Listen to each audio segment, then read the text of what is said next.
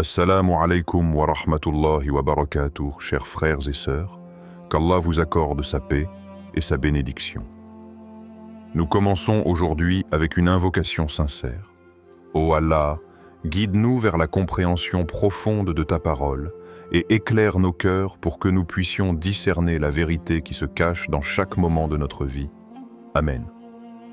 Il existe des moments dans la vie où le temps semble suspendu, où la réalité s'effrite et où des événements, des prédictions, des visions surgissent comme des éclats de lumière dans l'obscurité, perturbant la quiétude de nos esprits. Ces éclats, bien souvent, ne sont pas simplement des révélations de ce qui est à venir. Ils sont des échos du divin, des messages cachés dans le silence même du futur, des avertissements que nous, êtres humains, devons apprendre à décrypter. Si ce sujet vous interpelle et réveille votre curiosité, je vous invite à vous abonner à la chaîne et à activer la cloche de notification pour ne manquer aucune de nos vidéos.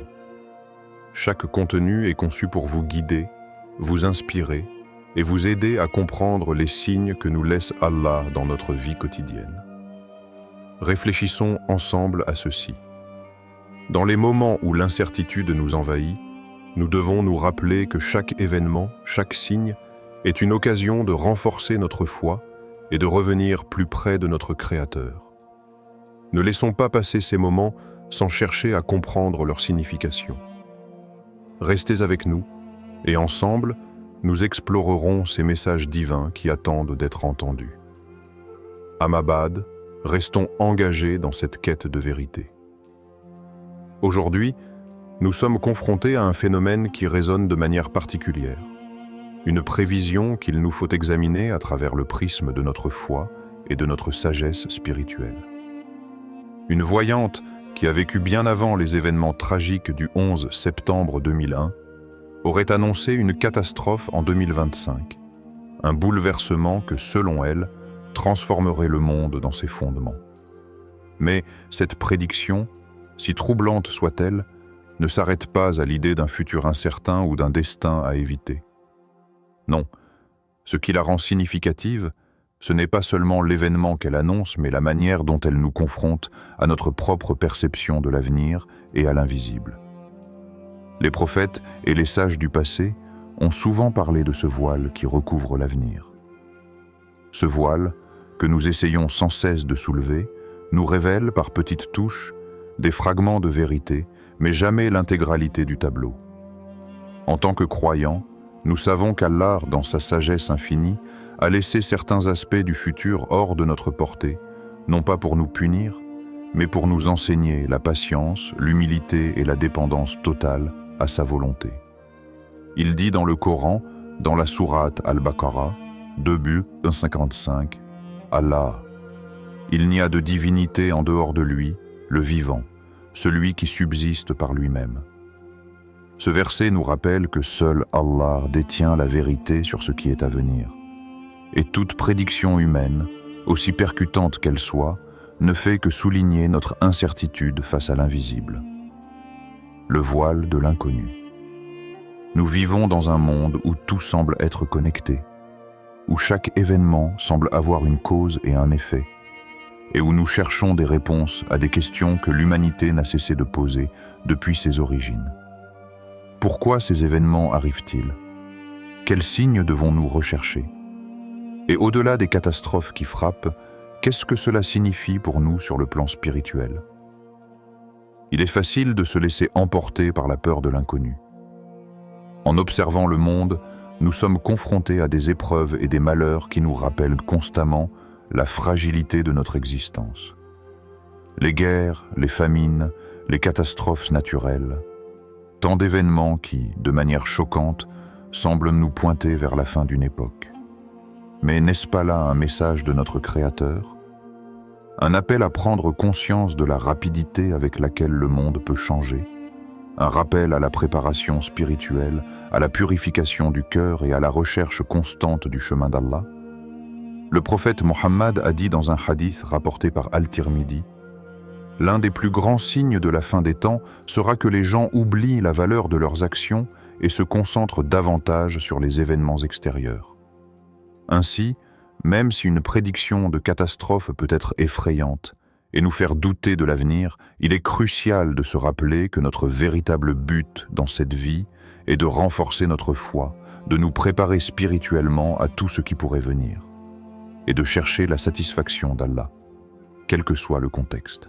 En nous rappelant ces vérités, nous devons nous poser la question: comment réagissons-nous face à l'incertitude de l'avenir? Sommes-nous prêts à accepter que certaines choses échappent à notre contrôle et à placer notre confiance en celui qui connaît le futur mieux que tout autre? Le voile de l'inconnu, qui semble se lever avec cette prédiction, ne fait que nous inviter à réfléchir sur notre propre destinée. Est-ce une simple coïncidence? Ou bien un message subtil venant de celui qui gouverne l'univers, pour nous avertir d'une époque à venir, où nous devons être prêts à affronter les épreuves avec courage et foi? Est-ce une simple coïncidence ou un signe pour l'humanité? Allah, le Tout-Puissant, dans sa sagesse infinie, nous a enseigné que rien n'arrive sans sa volonté. Il est le maître du futur et du passé, et toute chose est écrite dans son livre. Il dit dans le Coran: « Quiconque croit en Allah et en son messager, et accomplit de bonnes œuvres, qu'il est une lumière pour eux dans les ténèbres. » Coran 57, 28. Les événements qui se sont produits ont-ils une signification plus profonde, au-delà de ce que les yeux humains peuvent voir? Nous sommes maintenant plongés dans le cœur même du récit, là où la voyante, une femme dotée de visions étranges et perturbantes, nous dévoile une scène d'un avenir incertain et terrifiant. Selon ses paroles, un cataclysme mondial se profilerait à l'horizon, peut-être en 2025.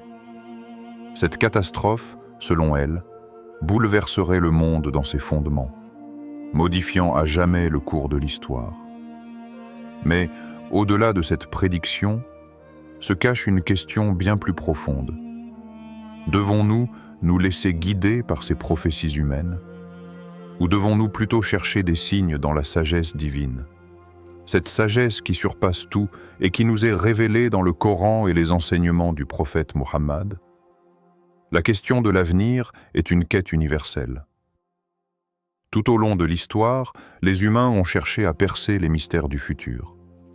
Des devins, des voyants, des prophètes, chacun avec sa propre manière d'entrevoir ce qui est à venir. Mais ce que nous savons, en tant que croyants, c'est qu'il n'y a qu'un seul maître de l'avenir, un seul savoir infiniment plus grand que tout ce que nous pouvons imaginer: Allah. Il nous rappelle dans le Coran, dans la sourate Al-Jinn 72-26, l'invisible appartient à Allah seul. Cela signifie que tout ce qui échappe à notre compréhension, tout ce qui relève de l'avenir ne nous appartient pas. Tout est entre les mains d'Allah. Et même les événements les plus incertains, comme ceux prédits par cette voyante, sont soumis à sa volonté. Rien, absolument rien, ne se produit sans sa permission. Nous sommes donc confrontés à un dilemme spirituel. Comment réagir face à une prédiction humaine qui semble annoncer une catastrophe majeure? Dois-je me laisser envahir par la peur et la curiosité, ou plutôt revenir à ce qui est fondamental dans ma foi? La confiance totale en Allah. Ces visions, aussi effrayantes qu'elles puissent être, sont-elles une invitation à la crainte ou à la foi? Le prophète Mohammed a dit, dans un hadith rapporté par Sahih Muslim, « L'horreur ne viendra pas avant qu'un grand nombre de signes ne se produisent, certains plus terrifiants que d'autres. Mais ces signes ne sont rien comparés à l'agonie de l'âme qui sera éprouvée. » Ce hadith nous rappelle que les signes annonciateurs de la fin des temps peuvent être nombreux et choquants, mais ce n'est pas leur nature qui devrait retenir notre attention. Au contraire, c'est la souffrance spirituelle qui viendra en ces moments-là, l'épreuve de l'âme humaine face à une telle dévastation, qui constitue la véritable épreuve. Est-ce que la fin du monde telle que nous la connaissons? Peut-être. Mais peut-être est-ce aussi une invitation à réfléchir sur la fragilité de notre existence, sur le sens profond de la vie. et sur la certitude de la rencontre avec notre Créateur, qui seul connaît les destinées de chacun. Dans ces moments où le monde semble s'effondrer, où les signes de la fin se multiplient, nous devons nous rappeler que chaque événement, chaque secousse dans l'univers est un rappel de la grandeur d'Allah. Ces avertissements ne sont pas là pour nous effrayer, mais pour nous ramener à l'essentiel, notre relation avec lui. Dans le Coran, Allah nous dit dans la sourate Az-Zumar 39-53, 10 « Ô mes serviteurs qui avez porté tort à vos âmes, ne désespérez pas de la miséricorde d'Allah. Allah pardonne tous les péchés. Il est vraiment le pardonneur, le très miséricordieux. » Cet appel à la miséricorde divine est un appel à la repentance. Il nous rappelle que même au cœur des épreuves, même dans les moments les plus sombres, la porte de la miséricorde d'Allah est toujours ouverte. Il est prêt à pardonner, à purifier nos âmes et à nous offrir la paix intérieure, même lorsque tout semble en chaos autour de nous. L'idée d'une catastrophe imminente n'est pas seulement une question de peur. C'est une invitation à revenir à Allah. Chaque épreuve, chaque bouleversement nous pousse à nous interroger. Sommes-nous prêts à entendre ce message de miséricorde et de repentance? Sommes-nous prêts à purifier nos cœurs et à nous préparer spirituellement pour ce qui vient, quelle que soit la forme qu'il prendra? Le prophète nous a également appris que, même dans les moments de grande affliction, il est important de se rappeler la grâce d'Allah et de chercher sa protection. Chaque jour, chaque moment de notre existence est une chance de revenir à lui, de nous élever spirituellement et de renforcer notre foi, peu importe ce qui se profile à l'horizon. C'est cela, la véritable préparation spirituelle. Ne pas être hanté par la peur de ce qui pourrait arriver, mais être ancré dans la foi et dans la certitude que, quoi qu'il en soit, Allah est avec nous. La prédiction de la voyante est-elle un avertissement divin? Peut-être. Mais au fond, ce qui compte réellement, c'est de comprendre que seul Allah connaît les véritables causes et conséquences des événements qui nous affectent. Nous pouvons seulement réagir avec foi et patience, nous préparer spirituellement pour l'inconnu et chercher refuge auprès de notre Seigneur. Nous vivons dans un monde où nous sommes souvent confrontés à des événements qui échappent à notre compréhension immédiate. Parfois, ces événements semblent être des malheurs ou des catastrophes, des tests de notre endurance et de notre foi. Mais ce que nous oublions souvent, c'est que ces épreuves ne sont pas là pour nous détruire. Elles font partie du plan divin d'Allah, qui ne nous envoie jamais une épreuve plus grande que ce que nous pouvons supporter. Au contraire, ces tests sont des opportunités déguisées pour nous rapprocher de lui, pour purifier notre âme et renforcer notre foi. Dans le Coran, Allah nous rappelle « Et ceux qui luttent dans notre cause, nous les guiderons certainement sur nos voies » Sourate Al-Ankabut 29-69. Ce verset nous montre que chaque difficulté, chaque épreuve, est une forme de lutte dans le chemin d'Allah. C'est un chemin semé d'embûches, mais un chemin de purification, de lumière et de foi. La souffrance n'est pas là pour nous écraser, mais pour nous purifier, pour élever notre âme et nous rapprocher de notre Créateur. La question qui se pose alors est, ces événements, cette catastrophe prédit-elle, si elle se réalise, pourrait-elle être un test divin? Est-ce là un moyen pour Allah de nous examiner, de voir comment nous réagirons face à l'adversité? Comment chacun d'entre nous répondra à la douleur, à la perte, à la peur et à l'incertitude? Allah nous a créés pour être éprouvés. La vie sur terre n'est pas un jardin d'Éden, où tout est facile et parfait. C'est une épreuve, une aventure dans laquelle nous devons lutter, persévérer et apprendre. Dans la sourate Al-Baqarah 255, Allah dit « Nous vous éprouverons certainement par quelque chose de la peur, de la faim, par la perte de biens, de vie et de récolte, mais annonce la bonne nouvelle aux patients. » Ce verset montre que les épreuves sont inévitables et font partie de notre voyage terrestre. Mais ce qui est crucial, ce n'est pas de fuir les épreuves ou de se laisser submerger par elles, mais de savoir comment les affronter avec patience, foi et confiance en Allah. Les épreuves ont une sagesse cachée que seuls les croyants peuvent pleinement comprendre. Le prophète Mohammed a dit « Les épreuves qui frappent le croyant sont un moyen pour lui d'être purifié de ses péchés, tout comme le vent souffle pour écarter la poussière. » Sahih al-Bukhari.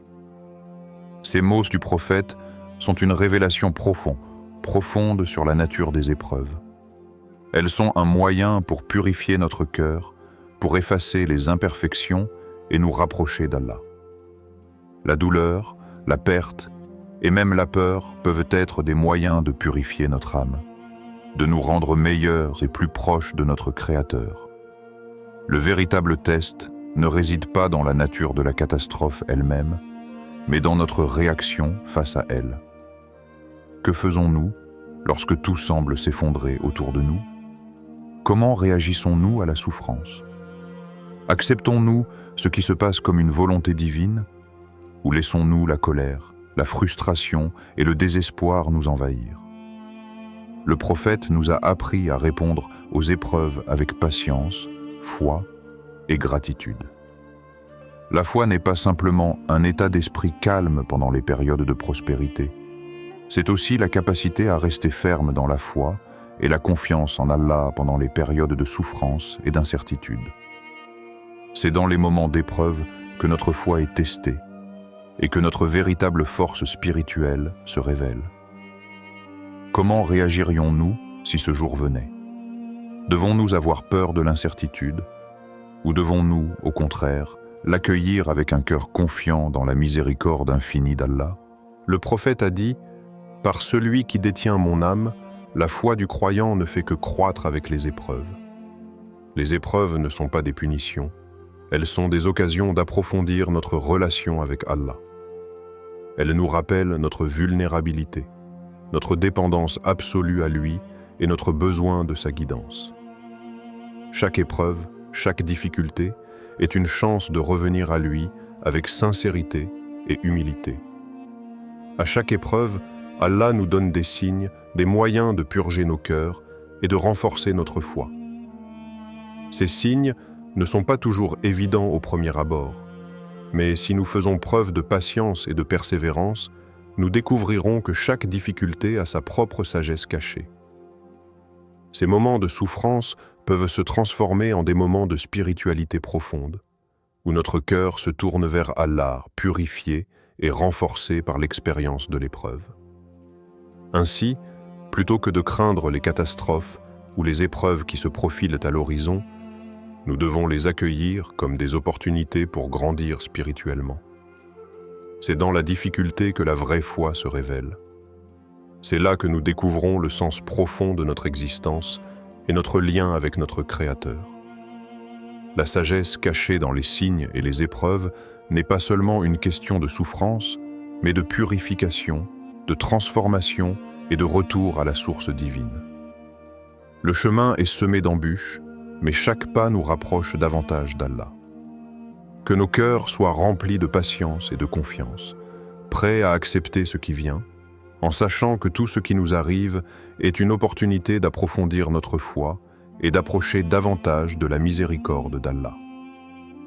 La catastrophe mentionnée pourrait-elle aussi nous rappeler la fragilité de la vie et l'inévitabilité de la mort? La fin des temps, bien que lointaine, pourrait-elle se rapprocher plus rapidement que nous ne le croyons?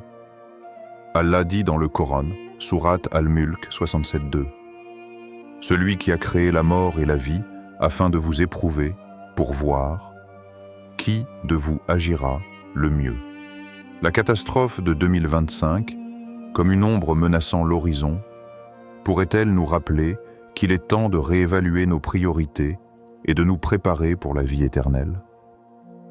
Les signes de la fin du monde, comme nous l'ont dit les savants, peuvent être à la fois physiques et spirituels.